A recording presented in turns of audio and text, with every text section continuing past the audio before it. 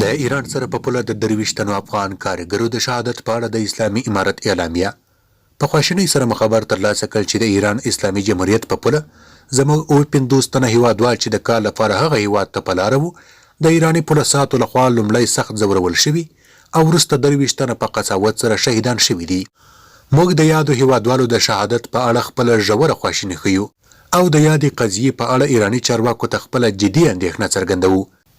په داسې حال کې چې زموږ هیواد تر امریکایي اشغال لاندې دی، اکثره خلک مو د فقر او مشکلاتو سره لاس او ګریوان دي. ځینې هیوادوال مو د سختو مجبوریتونو له امله ګاونډیو هیوادونو ته د کار او روزګار لپاره د تګ هڅې کوي.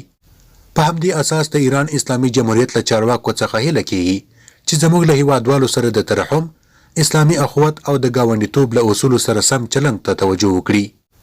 افغانان له خپلو ګاونډیو سره نیک او ښه روابط غواړي او داسې واقعیات د دواړو هیوادو د ولسونو په ښو اړیکو باندې خورا بد اغیز پرې باسي.